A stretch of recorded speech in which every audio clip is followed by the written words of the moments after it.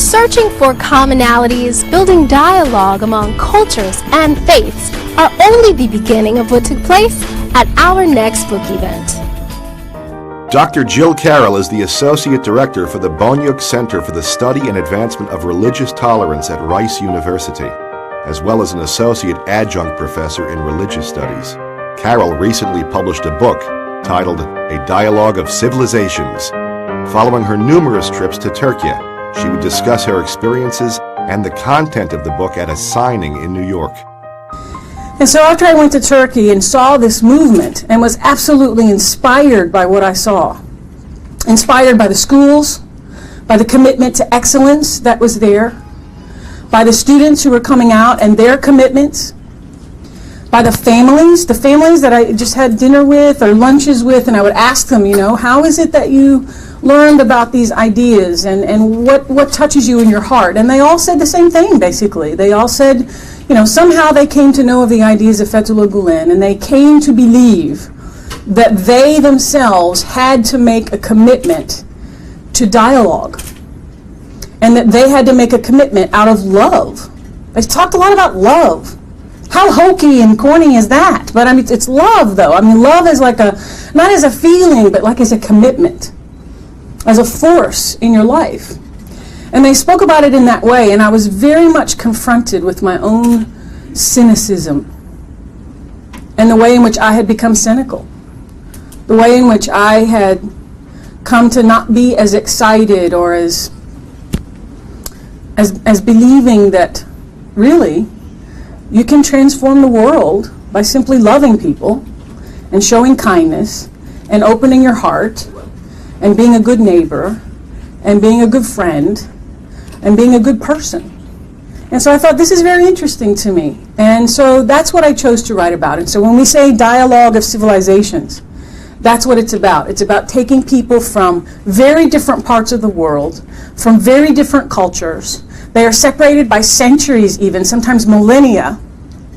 But yet there are connections that are there. The term that I use in the book is resonance. I did not write it for a scholarly audience. I didn't write it for my professor friends. I wrote it for people who don't have any background in this, maybe. Maybe you've never read Kant or Mill or any of these people. Maybe if you have read them, it was many years ago and you didn't understand it.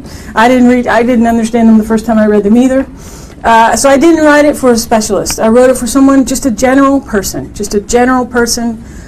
who's just generally educated but who has an interest in this. I don't really believe myself that 100% world peace is possible. I think that's naive. But I think that we have to achieve it as much as we can. Maybe it's only 50% possible. Maybe on a good day it's 70% possible.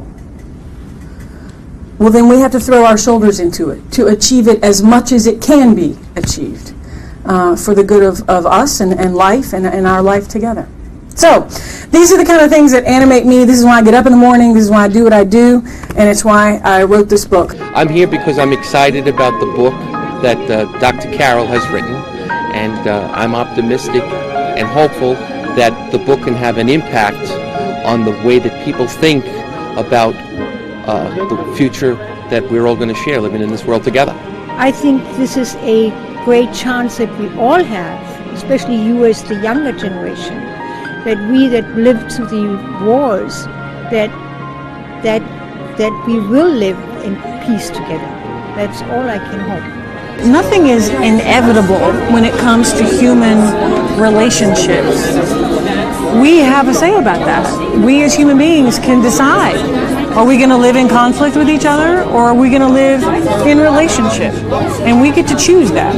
I believe that at the same time that there are forces and people who want to tear us apart, and we have to contend with them, I believe that there are also large numbers of people who want to find a way to live together. And the reason I think that is because I think that people in their heart know that there is no life for anybody unless we find a way to live together.